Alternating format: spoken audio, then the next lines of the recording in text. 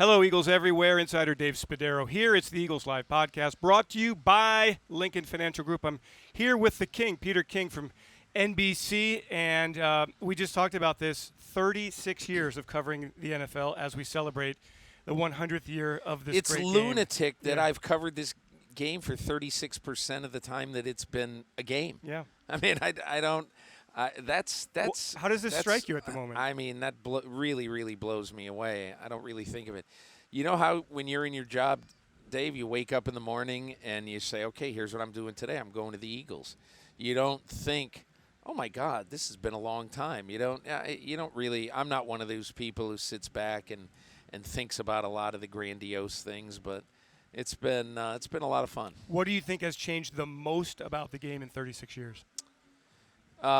I think on the field what has changed is the diminution of the running game and the fact that the old cliche of you've got to establish the running game has long been since proven false. You don't have to establish the running game anymore.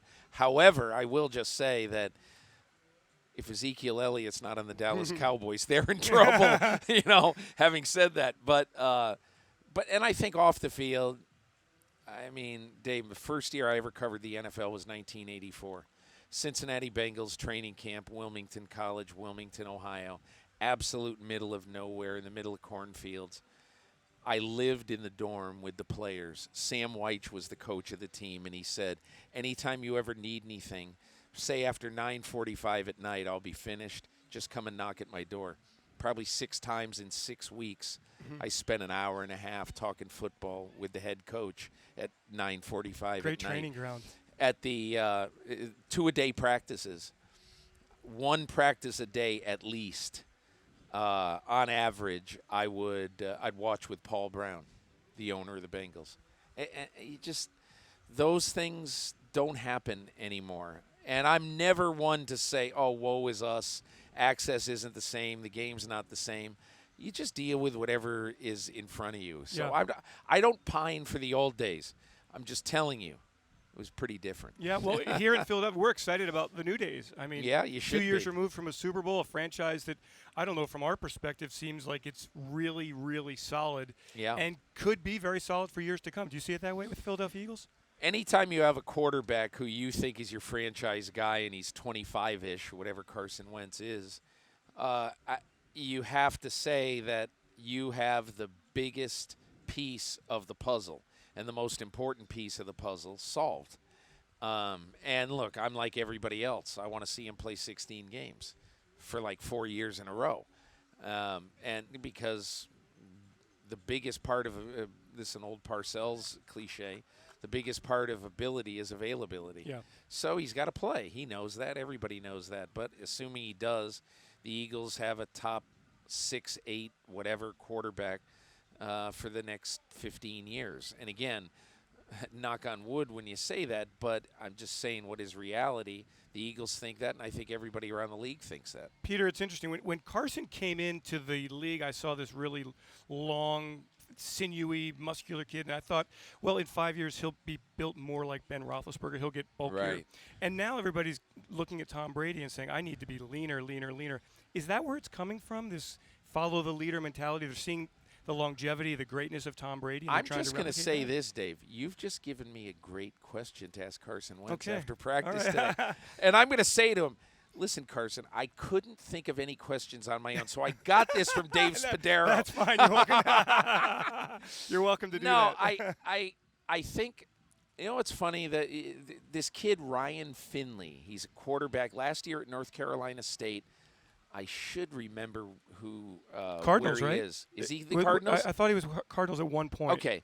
But anyway, so he's he came out of football, and this is from Matt Hasselbeck. He told me this because he was doing one of his games. Hasselbeck, I guess, does some college football for ESPN, and he did a North Carolina State game, and he sat with Finley, and Finley told him, "I bought the TB12 book, the Tom Brady method."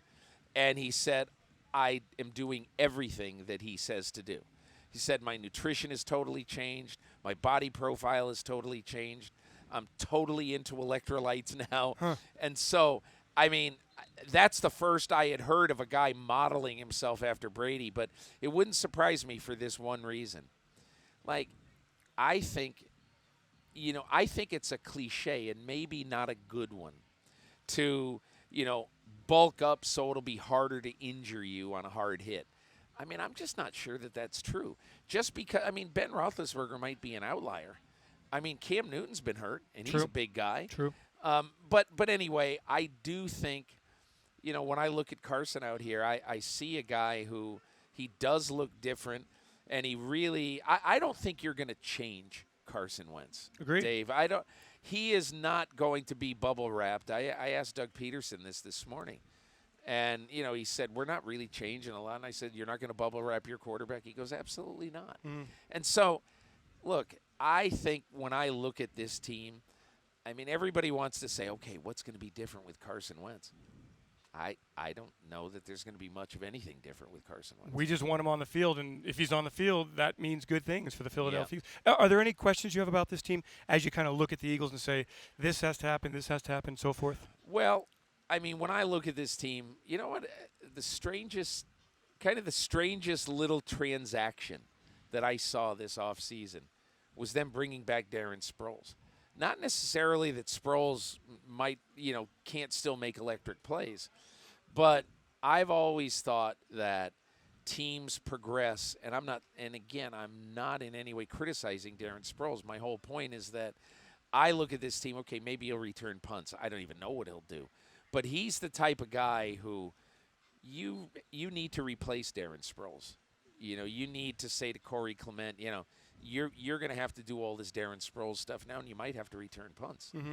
But anyway, I just think, like, if I were looking at this roster right now, I want some of these young guys this year to start being big players for this team, because it's easy to say, it's easy to look, Fletcher Cox, Brandon Graham, all the, we got big stars, and you still got Malcolm Jenkins. You got to make sure that you're building your roster, and you got to make sure that some of the young guys who you draft become core players. So, I don't know. I look at this team. I would want a few of those really young players. I don't even know, like Mailata. Is he going to become a magical story? What's going to happen to him? Dillard. Let's see. He needs to be a cornerstone guy. Because Peters is, 37, 38 years old. So, those are the kind of things that I'd really like to see with this team. Interesting blend. A lot of veterans, as you say, and some young players trying to push through. Yeah. Jordan Mailata might be great, but he's got to get through Lane Johnson to get on the field. That's the challenge. So it sounds good. NFC East, Eagles, Cowboys. You see two-team race. I think it's an Eagle-Cowboy race. But again, look, I whatever day this is, July 25th, 6th, whatever it is, I don't know what's going to happen with this Ezekiel Elliott thing. But I was just saying to somebody today, the Dallas Cowboys would be devastated without Ezekiel Elliott. In my opinion, the Los Angeles Chargers would handle the absence of Melvin Gordon.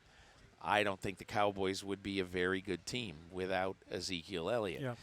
So let's assume he plays. Then I think it's a dogfight between these two teams. I like the Eagles a little bit. I like the quarterback here a little bit better. But again, there's so many questions. Like, I think the San Francisco 49ers are going to be really good this year. But if you told me that Jimmy Garoppolo slipped on a banana peel on Labor Day and is out for the year, well, they're going to win 4 games. So, the same thing with Carson Wentz. He needs to play.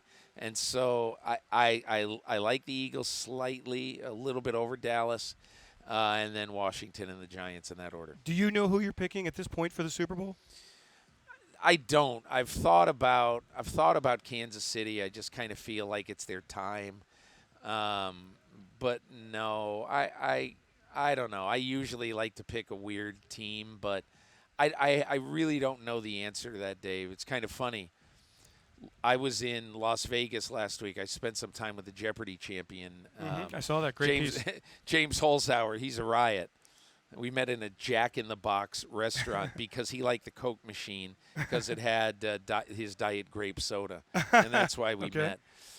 That's why we met there. But I asked him, what's a good bet this year? And he goes, well, he said, I think the Patriots and the Rams are a pretty good bet.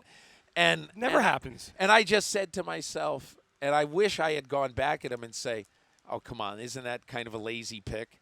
But I'm not saying that's his pick. But he just said, I think the Patriots and the Rams are obviously going to be way up there and should be. I think the NFC is a very, very difficult conference to pick this year because, like, I really like the 49ers. I really like the Saints, okay? And I think I might like the Packers, but I have no idea what the Packers are going to be, So I think it's going to be a fun year. I think it is going to be a totally unpredictable year. And I think somebody's going to come out of the NFC that people don't really see. Well, hopefully it's the Philadelphia Eagles. The King is here, so we want to ask you 5 King questions before you leave. All right, here we go. This is the King royalty quiz for Peter King from NBC Sports. This man is known as the King of rock and roll. Easy, Elvis. Right? Okay. Number 2, this fiction writer is the author of Misery and Stand By Me. Stephen King. Okay. This late-night TV host was known as the King of Late Night. Is it Johnny Carson? That is correct. Right. Number 4, King Arthur's famous sword had this name. Excalibur. Number 5, this is dubious. This Philadelphia-based reporter and on-air talent refers to himself as the King. Well, it's either Howard Eskin or Sal Palantonio. I mean, because I think they both at times have both acted like they have crowns on their head. Peter King, thank you so much for joining us. All right, Dave, have a all great the day best. here. Thanks so much for joining us here on the Eagles Live podcast presented by Lincoln Financial Group.